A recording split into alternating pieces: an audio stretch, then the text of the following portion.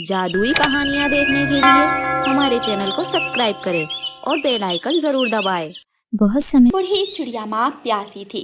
कालू कौवा उड़ता हुआ बूढ़ी चिड़िया माँ के पास जाता है।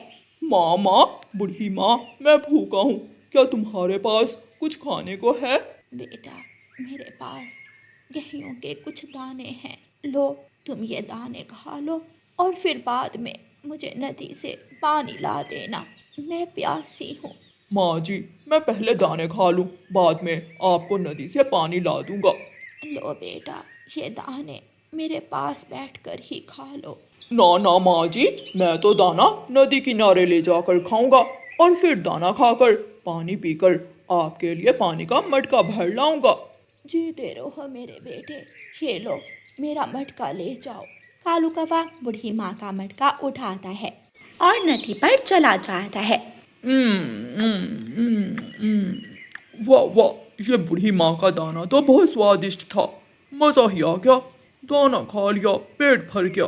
अब मैं घर जाकर सो जाता हूँ और बूढ़ी माँ मेरी राह देखती रह जाएगी। कौन उठाए मटका, कौन भरे पानी, मुझसे ऐसे मुश्किल काम नहीं होते। कालू कौवा बूढ़ी माँ का मटका वहाँ ही छोड़कर अपने घर चला जाता है और घर जाकर सो जाता है।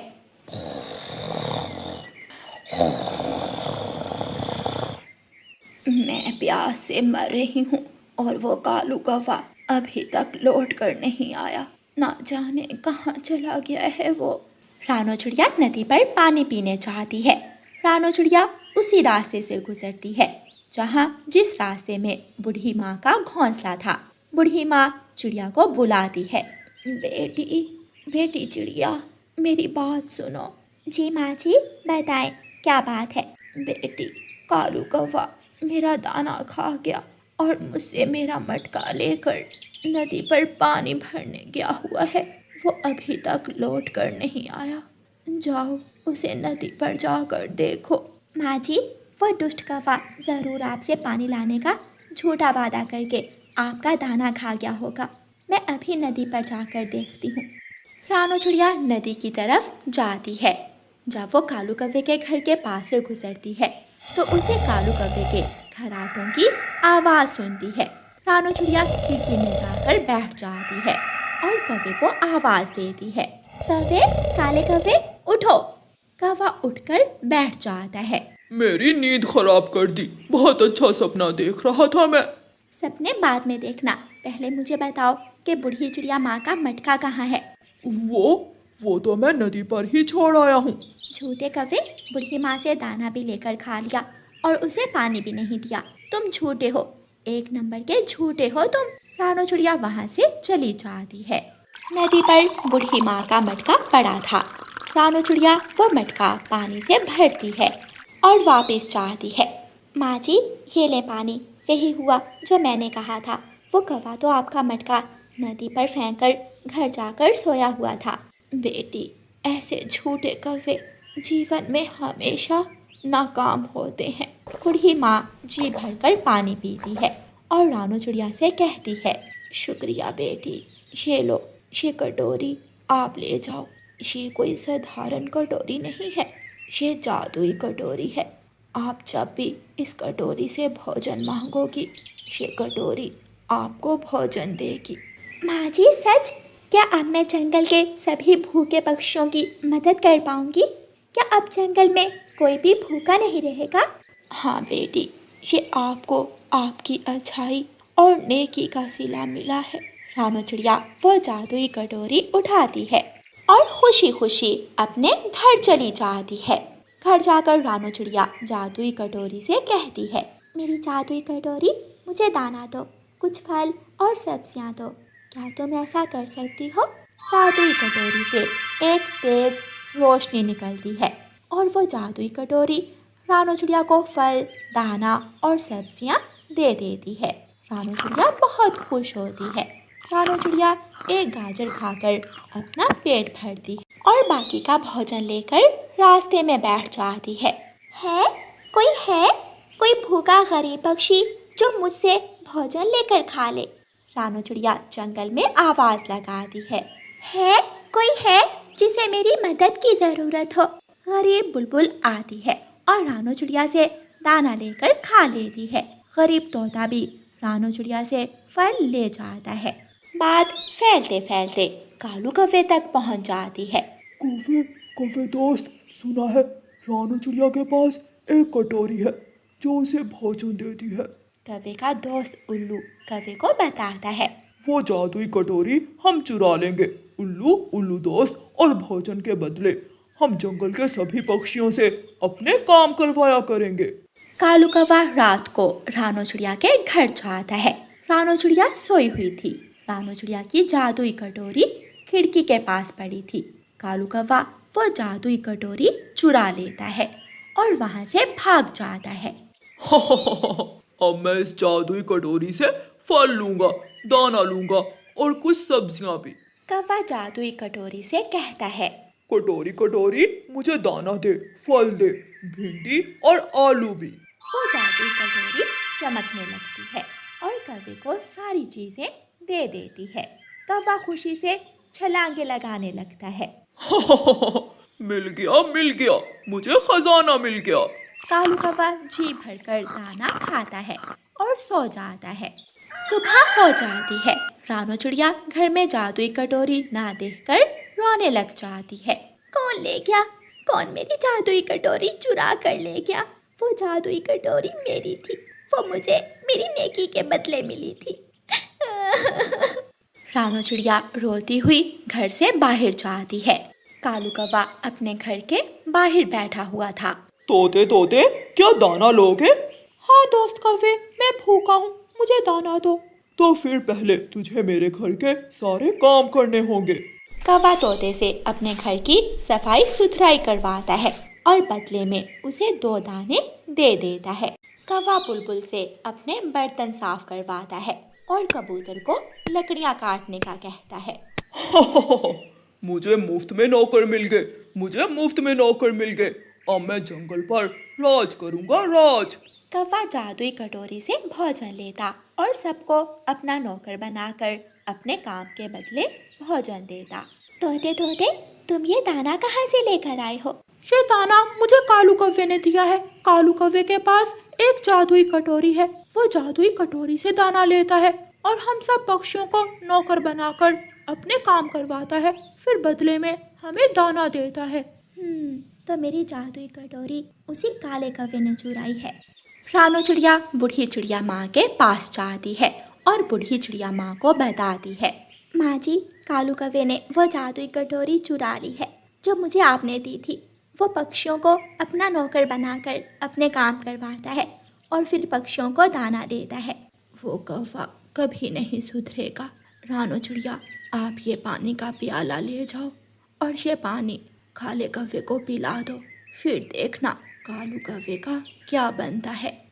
रानो चिड़िया ऐसा ही करती है और वो पानी का प्याला लेकर कालू कौवे के घर जाती है। चिड़िया चिड़िया, क्या तुम भी मुझसे दाना लेने आई हो? हाँ दूंगा, मैं तुम्हें भी दाना दूंगा, लेकिन पहले तुझे मेरे काले कपड़े धोने होंगे। हाँ कौवे भैया, मैं करूँगी। मैं तुम्हारे काले गंदी बू वाले कपड़े धो दूंगी, लेकिन पहले आप ये मीठा शरबत पी लें। ये शरबत मैं ख़ास आपके लिए लाई हूँ। कालू कौवा जल्दी से उस प्याले से पानी पी लेता है। कौवे का सर चकराता है और वो चिड़िया से कहता है। चिड़िया चिड़िया, मैं कौन हूँ? हाँ, याद आया, मैं तो जंगल का नौकर कौवा हूँ। मुझे कोई काम बताओ, मैं क्या करूँ? मेरी जादुई कटोरी कहाँ है? पहले मुझे वो दो। रानो चिड़िया कौवे से अपनी जादुई कटोरी लेती है और फिर कौवे से कहती है। कौवे जल्दी से जाओ और तोते का पक्का लकड़ियों का घर बनाओ। कालू कौवा जल्दी से जाता है। तोते तोते, मैं तुम्हारा नौकर हूँ, मैं तुम्हारे लिए नया घर बनाने आया हूँ। तोता ये सुनकर बहुत हैरान होता है। क्या? ये तुम क्या कह रहे हो कौवे? रानो चिड़िया भी वहाँ आ जाती है। तोते भैया, आज से ये काला कौवा हम सबका नौकर है और हमारे सारे काम ये काला कौवा ही करेगा। फिर रानो चिड़िया तोते को सारी बात बताती है। तोता हंसने लग जाता है। चल काले कौवे, जल्दी से मेरा घर बना और फिर मेरी टांगे भी दबा देना। जो आदेश मेरे मालिक का। कौवा काम शुरू करता है और तोते का घर बना देता है। चिड़िया चिड़िया, मालकिन चिड़िया, तोते का घर बन गया है, अब कोई और काम बताओ। कौवे जल्दी से जाओ और पूरे जंगल की सफाई करो। अच्छी तरह जंगल में झाड़ू लगाना। जो हुक्म रानो चिड़िया, मैं नौकर हूँ, मैं पूरे जंगल का नौकर हूँ, मैं सब करूँगा। कालू कौवा झाड़ू उठाता है और पूरे जंगल में झाड़ू लगाता है। जंगल के सभी पक्षी जादुई कटोरी से भोजन लेकर खा रहे थे और कालू कौवे को झाड़ू लगाता हुआ देखकर हंस रहे थे। दोस्तों, कौवे को अब बहुत सजा मिल गई। अब इसे थोड़ा आराम कर लेने देते हैं। बाकी के काम कल करवाएंगे इस काले कौवे से। मुझे कोई दूसरा काम बताओ। चिड़िया चिड़िया, मालकिन चिड़िया, मैंने झाड़ू लगा दिया है।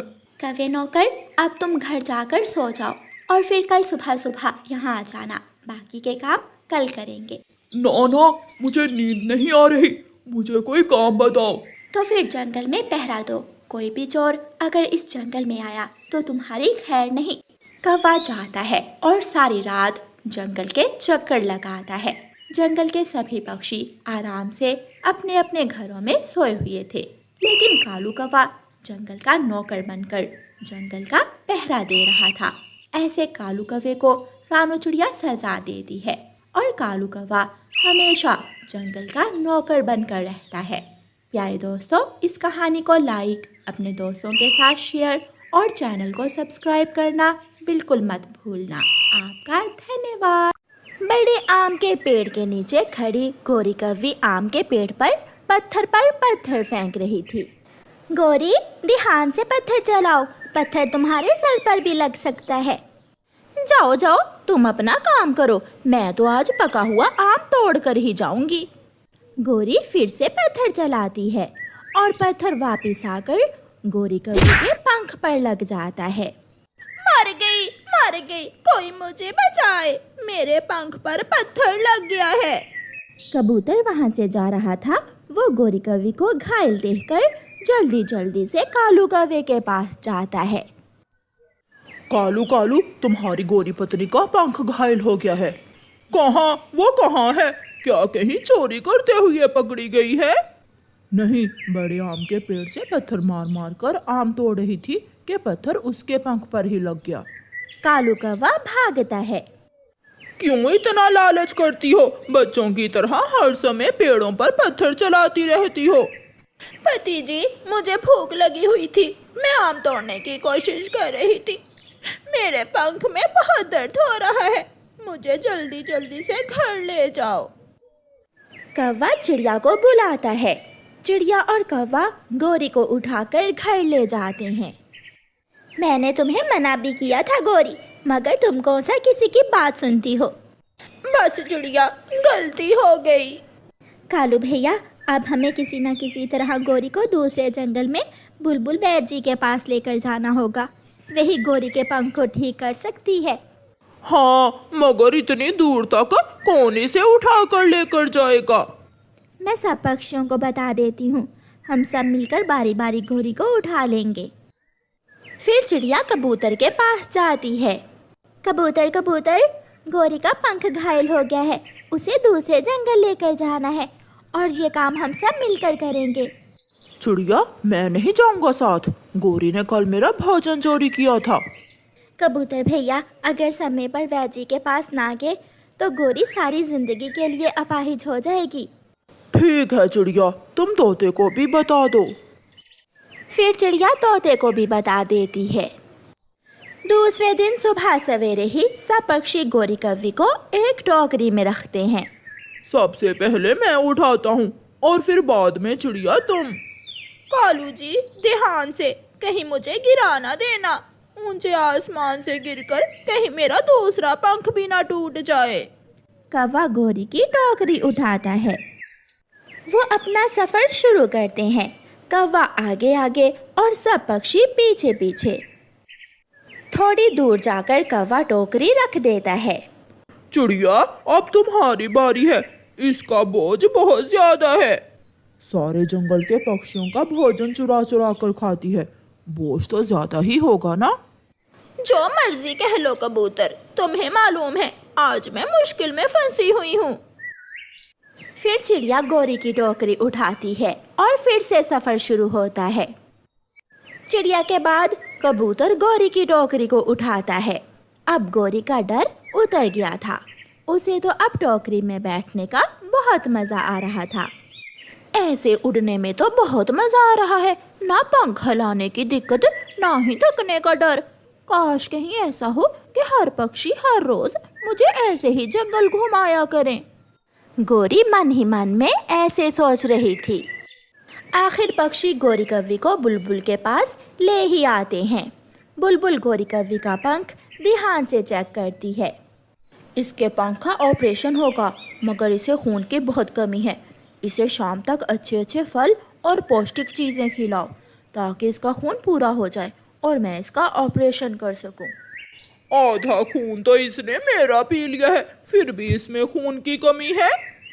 गौरी कालू की तरफ घूर कर देखती है और कालू कौवा चुप हो जाता है। मैं मीठा फल लेकर आती हूँ।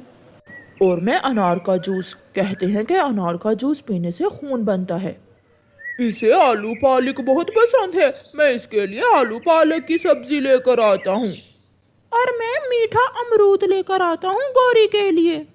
सब पक्षी गौरी कव्वी के लिए तरह तरह की चीजें लेने चले जाते हैं। चिड़िया फल लाती है और गौरी मजे मजे से फल खा लेती है। कौवा आलू पालक की सब्जी लाता है। गौरी, पंख पर चोट लगने का तो बहुत फायदा है। ये पक्षी तो मुझे अपने घोंसलों के पास भी नहीं आने देते और आज मेरी सेवा कर रहे हैं। गौरी खाए जा रही थी और ऐसे सोचे जा रही थी। शाम तक गौरी कव्वी का खून पूरा हो जाता है और बुलबुल गौरी का ऑपरेट कर देती है। ऑपरेशन की जगह पर पट्टी बांध दी जाती है। अब जैसे आप इसे लाए थे ऐसे ही वापस ले जाएं। अब इसका पंख ठीक हो जाएगा। पक्षी फिर से गौरी कव्वी को टोकरी में रखते हैं और वापसी का सफर शुरू करते हैं। गौरी कव्वी घर पहुंच जाती है। मैं तो थक गई हूँ। मैं भी थक गया हूँ। गौरी, देख लो तुम्हारे लिए हम सब कितने परेशान हैं और तुम हो कि हमारे ही घोंसलों से भोजन चोरी कर लेती हो। तोते, मुझे आज एहसास हुआ है कि मेरे सब दोस्त मेरा कितना ख्याल रखते हैं। अब मैं कभी दोबारा चोरी नहीं करूंगी। सब अपने अपने घरों को चले जाते हैं। दूसरे दिन कौवा दाना लेने गया हुआ था। गौरी अपने घर के बाहर बैठी हुई थी। मैं थोड़ा उड़कर देखती हूँ कि मेरा पंख ठीक भी हुआ है या नहीं। गौरी उड़ती है। वो तो अब अच्छे से उड़ रही थी, मगर थोड़ा सा ही उड़ने के बाद गौरी दोबारा बैठ जाती है। वो इधर उधर देखती है। मुझे उड़ते हुए किसी ने भी नहीं देखा। मैं उड़ तो सकती हूँ, मगर अब कभी उड़ूंगी नहीं, क्योंकि मुझे बिना उड़े ही अच्छा अच्छा भोजन मिल रहा है। तोता गौरी के लिए फल लाता है। थोड़ी देर बाद चिड़िया भी दाना लेकर आ जाती है। गौरी, जब तक तुम्हारा पंख ठीक नहीं हो जाता हम सब तुम्हें घर पर ही दाना पानी दे जाया करेंगे। हाँ चिड़िया, यही तो मैं चाहती हूँ। फिर ऐसे ही कुछ दिन गुजर जाते हैं, मगर गौरी तो उड़ने का नाम ही नहीं ले रही थी। चिड़िया, मान ना मान, ये गौरी अब ठीक हो गई है, मगर उड़ती इसलिए नहीं कि उसे मुफ्त में भोजन जो मिल रहा है। शक तो मुझे भी है। चिड़िया और कबूतर पेड़ के पीछे छुप जाते हैं। गौरी तोते का लाया हुआ फल खाती है। फल तो खा लिया, अब थोड़ा उड़कर एक्सरसाइज कर लेती हूँ। मुझे कौन सा कोई देख रहा है। फिर गौरी अपने पेड़ के आसपास ही उड़ने लगती है। पीछे से कबूतर डंडा लेकर आ जाता है। उल्लू बना रही हो तुम हम सबको? कबूतर के पास डंडा देखकर गौरी तो ऐसे भागती है जैसे कभी उसका पंख घायल ही नहीं हुआ था। गौरी को देखकर सब पक्षी हंस रहे थे। बहुत समय पहले की बात है। संगीता नाम की लड़की अपने पिता के साथ रहा करती थी। वो बहुत छोटी थी और बहुत ही ज्यादा बदसूरत थी। आस पड़ोस के लोग उसे चिढ़ाया करते थे, लेकिन संगीता को इस बात से बिल्कुल भी फर्क नहीं पड़ता था। उसके संस्कार बहुत अच्छे थे। वो किसी को पलटकर जवाब नहीं देती थी। जब संगीता छोटी थी तभी उसकी माँ उसे छोड़कर स्वर्ग चली गई थी। उसके पिता ने ही उसकी परवरिश की थी। लेकिन जब वो धीरे धीरे बड़ी होने लगी तो इसके पिता को उसकी चिंता सताने लगी, क्योंकि उसके लिए रिश्ते भी नहीं आते थे। संगीता 12वीं क्लास में पढ़ती थी। वो बहुत ही ज्यादा गरीब थे। संगीता के पिता बाहर ठेले पर काम किया करते थे। वो सब्जी बेचने का काम करते थे और रात को घर आने के बाद वो अपनी संगीता पर पूरा ध्यान दिया करते थे। वो उसके साथ हंसी मजाक किया करते थे ताकि उसे अपनी माँ की याद ना सताए। लेकिन एक दिन अचानक संगीता के पिता की तबीयत खराब हो जाती है और उसे अपने पिता की चिंता सताने लगती है, क्योंकि घर पर कमाने वाला और कोई नहीं था, सिर्फ उसके पिता ही थे। दोनों एक दूसरे का ध्यान रखा करते थे। अगर एक दूसरे में से किसी की भी तबीयत खराब हो जाती तो उन्हें एक दूसरे की चिंता सताने लगती थी। अब संगीता बिल्कुल अकेली थी और घर में खाने का कुछ भी नहीं था और उसे अपने पिता के लिए दवाइयां भी लानी थी। वो अगले दिन अपने पिता का काम किया करती थी। वो सब्जी बेचने के लिए बाजार जाती है, लेकिन सब्जियां उससे बिकी नहीं पाती और वो सब्जियां भी खराब हो जाती है। अब उसके पास कोई चारा नहीं बचा था। अब वो इतनी परेशान हो गई थी कि वो घर से अकेली ही निकल जाती है और एक जंगल के रास्ते पहुंच जाती है और वहां जाने के बाद वो रास्ता भटक ही जाती है। उसे ये समझ नहीं आ रहा था कि आखिर वो कहाँ जाए। उसे जंगल में 2 रास्ते दिखाई देते हैं। तभी वहां पर एक जादूगरनी आती है और उससे बोलती है, अरे बेटा, तुम यहाँ कैसे आ गई? आप कौन हैं? मैं आपको नहीं जानती और मुझे यहाँ आने के बाद बहुत ज्यादा डर लग रहा है। मुझे समझ नहीं आ रहा कि मैं कहाँ जाऊँ। वैसे मैं तुम्हारी सारी परेशानियां समझ गई हूँ। मैं तुम्हारी मदद कर सकती हूँ। अगर तुम्हें इनमें से कोई रास्ता चुनना है तो तुम चुन सकती हो। एक रास्ता तुम्हें बहुत सारा पैसा देगा और दूसरा रास्ता तुम्हारे पिता की जान बचा लेगा। अभी तुम्हारे पिता की और ज्यादा तबीयत खराब होने लगी है। वो तुम्हें याद कर रहे हैं। लेकिन आप इतना सब कैसे जानती हैं? आपको तो मेरे बारे में कुछ पता भी नहीं है। मैं तुम्हारे बारे में सब जानती हूँ, इसीलिए तो मैं तुम्हारी मदद करने आई हूँ। तुम देख लो तुम्हें कौन सा रास्ता चुनना है। संगीता वो दूसरा रास्ता चुन लेती है जिसमें उसके पिता की तबीयत ठीक हो सके। वो उस रास्ते चलने लगती है। तभी वहां जाने के बाद उसे एक सुंदर सी परी मिलती है। अरे वाह, आप तो कितनी सुंदर है। हाँ संगीता, मैं बहुत सुंदर हूँ और मैं तुम्हारी यहाँ पर मदद करने के लिए आई हूँ। थोड़ी देर बाद वो परी अपनी जादू की छड़ी घुमाती है और संगीता को पहले से ज्यादा खूबसूरत कर देती है। वो बहुत खूबसूरत लग रही थी। उसके बहुत ज्यादा लंबे बाल थे और परी उससे कहती है, ये कोई मामूली बाल नहीं है। इस बाल की मदद से तुम हमेशा सुंदर लगोगी और तुम इससे चाहे जो भी करवा सकती हो और अपने पिता की तबीयत भी ठीक कर सकती हो। संगीता उस परी और जादूगरनी का धन्यवाद करती है और वहां से चली जाती है और घर आने के बाद वो अपने पिता की मदद करती है। वो अपने जादुई सुनहरे बाल अपने पिता के सर पर रखती है। उसके पिता की तबीयत पहले से भी ज्यादा ठीक हो जाती है और उनका घर बहुत अच्छा हो जाता है। वो घर अब पहले की तरह नहीं था और वो बहुत ही ज्यादा सुंदर और बड़ा हो गया था। अपनी बेटी को इतना सुंदर देखकर पिता तो बहुत ज्यादा खुश हो जाते हैं। अब तो उनकी जिंदगी मानो बदल ही गई थी। उस जादुई सुनहरे बाल की मदद से अब संगीता हर काम आसानी से करने लगी थी।